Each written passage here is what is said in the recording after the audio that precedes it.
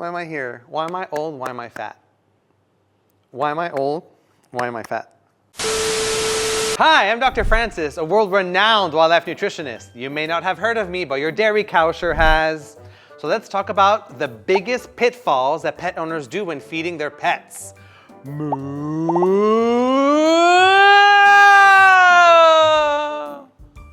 The cow's in space.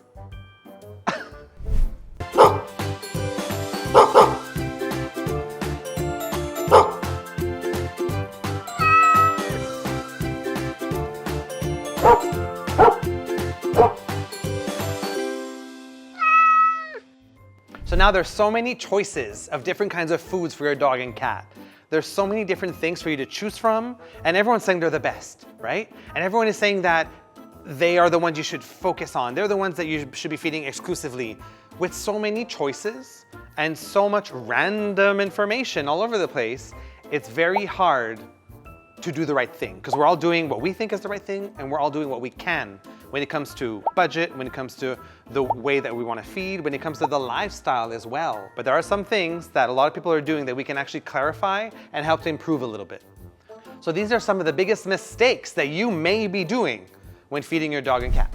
So the first mistake you may be making is choosing your pet's food based on the price. Now, everyone has different budgets, and that's fine, but you can find good or better food within every price point. Feeding food that is extremely on the lower end, like budget food, then of course the quality is gonna suffer. But more expensive does not mean better. And that's the main point here, is that the most expensive foods are not always better, because you are gonna end up paying for the branding. You are gonna end up paying for all their marketing costs. You're gonna end up paying for overhead things that have nothing to do with the food you're actually feeding your dog or cat. So the most expensive doesn't necessarily mean better. I encourage you to focus on the ingredients and the nutrient profile.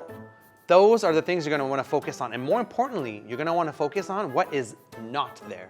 So making sure that there are no preservatives, making sure that there's no chemicals that are found, making sure that it's as natural as possible, making sure that the ingredients are higher in protein and healthy fats and less cereals and carbs. If the ingredients remind you of your morning cereal Cocoa Pops, then guess what? You're probably not paying for these ingredients, and you're probably paying for something else. So focus on the ingredients. Make sure that you're not just picking the most expensive, thinking it's the best.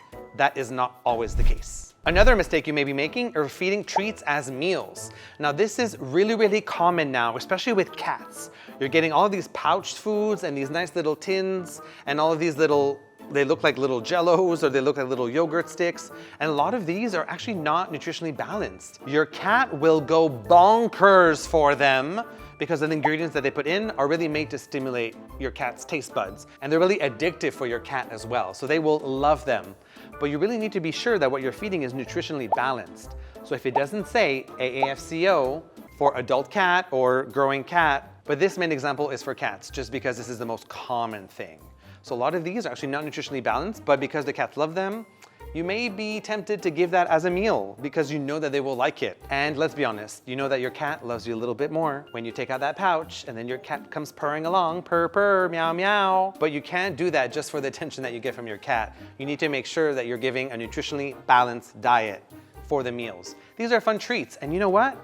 You can add a little bit onto your cat's food just to entice them a bit more. Or make them, enjoy their meal and still give you some meow meows and purrs purrs. But besides that, you need to make sure that it's nutritionally balanced for the meals. The next mistake you may be making is using too many toppers. Now toppers are very common lately to increase the nutritional quality of ultra-processed diets, or if you're just getting kind of a raw diet base, which is mostly meat and organs, and you want to add in some other cool stuff. So toppers are usually fruits or vegetables. Most of them are dried just because they're shelf stable that way. Freeze-dried meats, stuff like that. Sometimes it's just, some brands have this thing called magic dust that you just put it over, which is essentially the leftovers of when they're making their freeze-dried diets. It's basically garbage. Basically, it's garbage. It's not actually garbage. It's very nutritious and tasty, I'm sure. But you're putting it on your dog's food. But the issue here is that maybe you're putting too much. Your base is nutritionally complete, but then you're adding on these things that are not nutritionally complete. So that means that you're kind of diluting all these essential nutrients that you need your pet to have by giving these things that are essentially treats. Or maybe they're meant to be a part of a whole diet.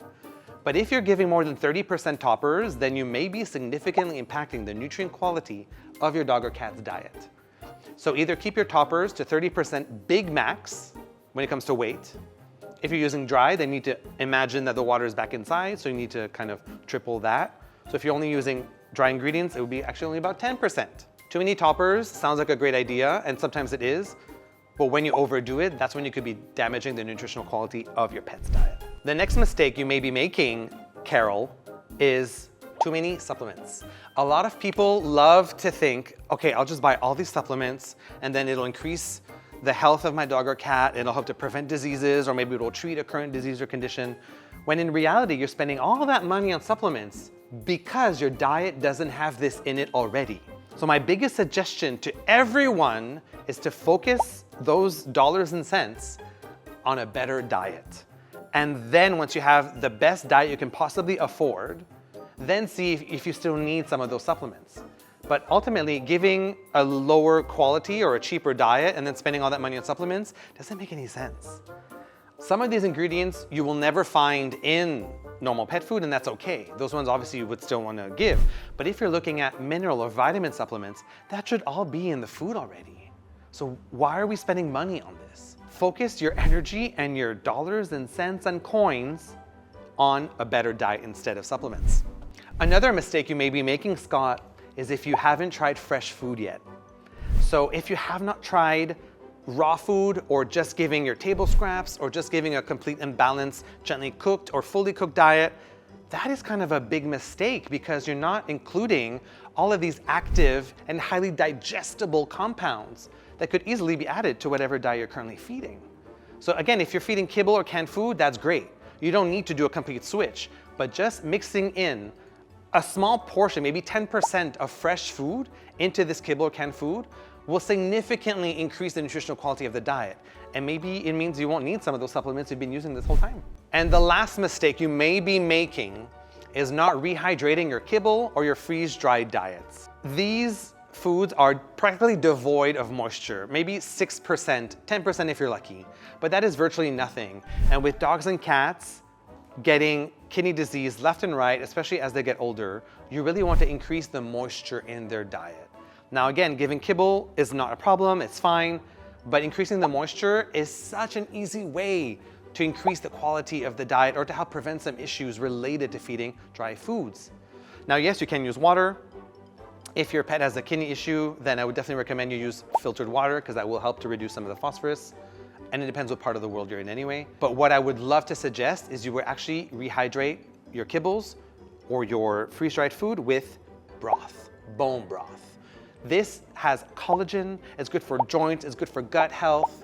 It usually smells delicious, it helps to increase appetite, it helps to make sure that your dog and cat have a really nice fulfilling meal. You can choose different broths every day. That means you can include some rotation in there as well, keep things nice and fresh, even though you have this in kibble that does the job, that is good enough for them, or freeze-dried. Adding in this broth is an amazing way to just increase the protein quality and add in that moisture that is so important to help prevent so many diseases down the line. Rehydrate your kibbles and your freeze-dried diets. Well, I hope that these tips have been helpful for you and you can stop making stupid mistakes, Susan. If you're actually called Susan, I'm sorry, I don't know you. Thank you so much. Subscribe, like this video, and follow us on Instagram and on TikTok, because I'm cool. See you next week. Bye-bye.